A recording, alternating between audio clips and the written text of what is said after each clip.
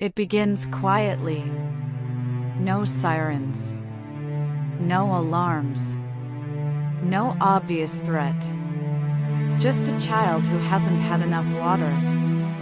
A teen too busy to drink. An adult who ignored the dryness in their throat. But in the world of sickle cell disorder, dehydration is not just thirst. It's a trigger, a trap, a slow, silent war inside the bloodstream. Today, we explore the often overlooked and deeply dangerous role that dehydration plays in sickle cell crises. In a healthy person, red blood cells are soft, round, and flexible, designed to glide smoothly through even the tiniest blood vessels, delivering oxygen to every corner of the body. But for someone living with sickle cell disorder, many of those red blood cells are shaped like crescent moons, stiff, sticky, and dangerously fragile. These misshapen cells don't move easily. They tend to clump together, stick to blood vessel walls, and cause blockages. This is what leads to what's called a sickle cell crisis. But here's the twist. That crisis doesn't always start with pain. It often starts with dryness. When your body loses water, whether through sweat, heat, or just not drinking enough, the blood becomes thicker. Think of it like syrup instead of juice. In that thicker blood, sickled red cells struggle even more to flow freely. They collide. They stick. They clump. Imagine a traffic jam during rush hour, but in your veins. The result? Oxygen can't get where it needs to go. Tissues begin to suffocate.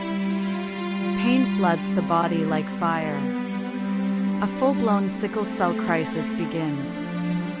All from something as simple and avoidable as not drinking enough water.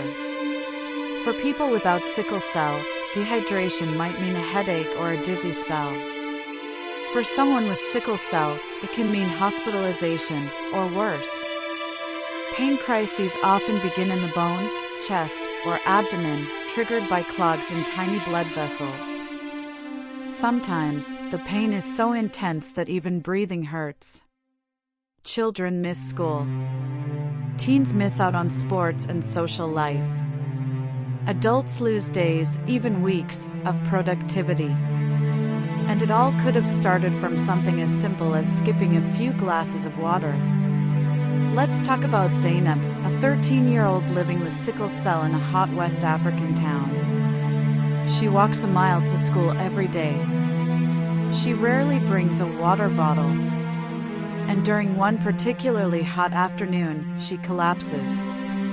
By the time she's rushed to the clinic, she's in full crisis. Fever. Chest pain. Blood transfusion needed. The doctors say the trigger? Severe dehydration. Then there's Samuel, a 30-year-old banker who works in an air-conditioned office. He's educated, informed, but swamped with work. Caffeine is his fuel. Water is forgotten. He lands in the emergency room after 3 days of subtle warning signs, bone pain, fatigue, dizziness. He knew better. But like many, he ignored the thirst. Dehydration doesn't discriminate. It's not always about access, sometimes it's about awareness. Water may not be a miracle cure, but for people with sickle cell, it is first-line prevention. Staying hydrated keeps blood thinner, allowing red cells, even the sickled ones, to move more freely. It reduces the risk of blockage. It helps flush out toxins. It supports kidney function, which is often compromised in sickle cell patients. Doctors recommend drinking plenty of water daily, not just when you're thirsty. And not just any fluids, pure water is best. Avoid too many sodas, sugary juices, or caffeinated drinks. They can make things worse. Water is life. And for sickle cell warriors, water is survival.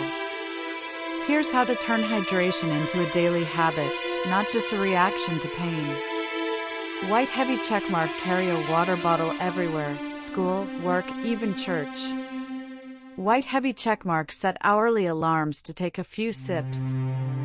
White heavy checkmark: flavor your water with fruit if plain water is unappealing. White heavy checkmark: track how much you're drinking each day, apps can help. White heavy checkmark: educate caregivers, teachers, and friends, they can help remind you. White heavy checkmark: be especially vigilant during hot weather, exercise, illness, or menstruation. Remember, if you wait until you're thirsty, you may already be at risk. Dehydration doesn't come with a loud warning. It tiptoes in.